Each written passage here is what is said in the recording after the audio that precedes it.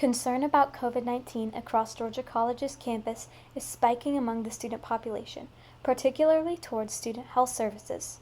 Some students say they would be or are hesitant to contact student health services if they are either exposed to the virus or if they show symptoms of COVID-19.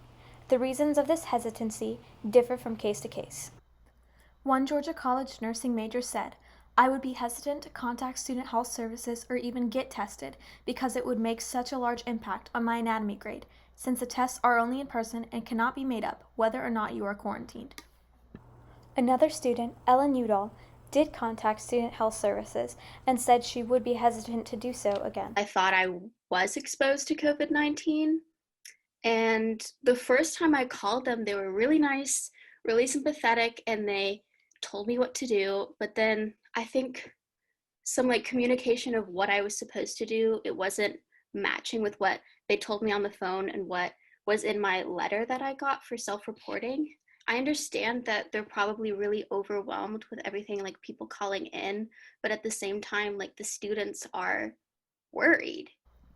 One student criticized the lack of communication from the Student Health Center, saying, "Georgia College hasn't been vocal enough on what the other side of a positive test result means. GCSU should be familiarizing students on what the process will be if they get COVID instead of just telling everyone to wear a mask and leaving them in the dark on what happens when we come down with it."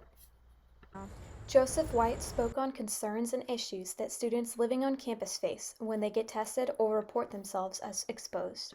And I think I don't think the school should have got all these freshmen here, made them pay for the dorms, and then tell them, oh well, you guys can't live here because you have COVID, when it's more or less the school's fault for bringing in all these people.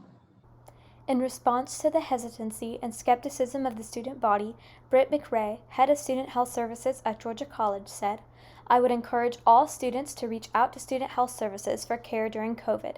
Collectively, we have been preparing since March. We are all familiar with the CDC guidance and are prepared to offer students the care they need during this uncertain time."